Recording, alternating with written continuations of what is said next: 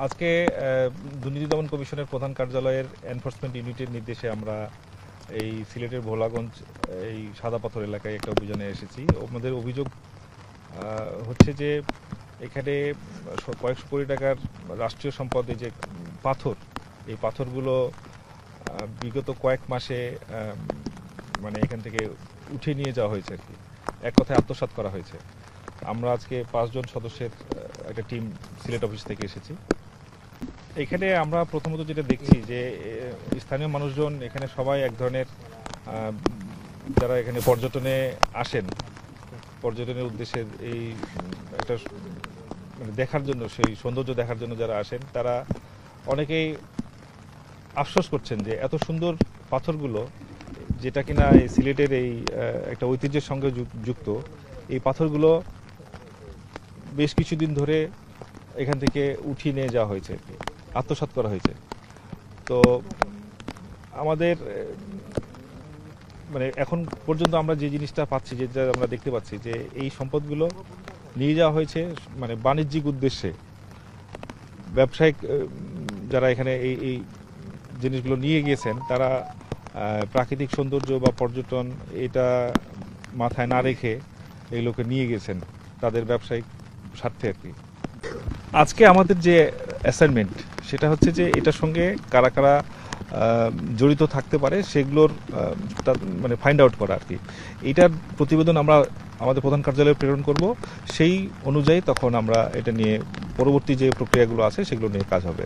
প্রায় কয়েকশো টাকার এই যে সম্পদ, হ্যাঁ, কয়েকশো কোটি টাকার এই যে সম্পদ এখান থেকে তুলে নিয়ে যাওয়া হয়েছে, আত্মসাৎ করা হয়েছে। এই প্রক্রিয়ার সঙ্গে যারা যুক্ত, বিভিন্ন স্তরে যারা যুক্ত, আমরা তাদের সবাইকে মানে ফাইন্ড আউট করার চেষ্টা করছি আর কি। এবং সেই অনুযায়ী তাদের বিরুদ্ধে আমাদের যে আইনগত ব্যবস্থা সেটা আমরা গ্রহণ করব। আসলে আমরা আমাদের যে সিলেট দপ্তর, এটা আমাদের হেড অফিসের মানে নির্দেশনা অনুযায়ী কাজ করি আর কি।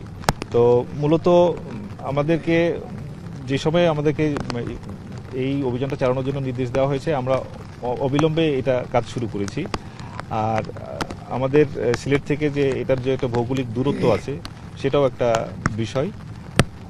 আমাদের যে বাহিনী বা যে জনবল নিয়ে আমরা কাজ করি, তাতে আমাদের আরও তো অনেকগুলো কাজ আছে আর কি।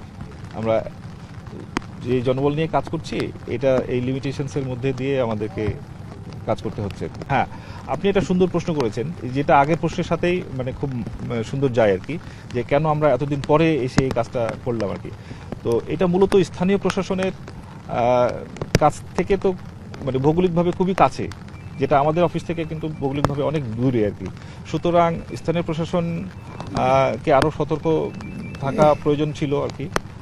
বা এখানে আরও অন্যান্য যারা যেসব মানে ডিপার্টমেন্টগুলো এটার সঙ্গে যুক্ত, যেমন খনিজ সম্পদ উন্নয়ন ব্যুরো বা অন্যান্য যে ডিপার্টমেন্টগুলো এটার সঙ্গে যুক্ত, তাদের ভূমিকা ছিল বলে আমি মনে করি। এখানে তাদের সতর্কতা বা তাদের আরও কার্যকর ভূমিকা ছিল বলে আমি মনে করি। আমার নাম রাফি মোহাম্মদ নাজমুস সাদাত, উপপরিচালক, দুদক, সিলেট অফিস।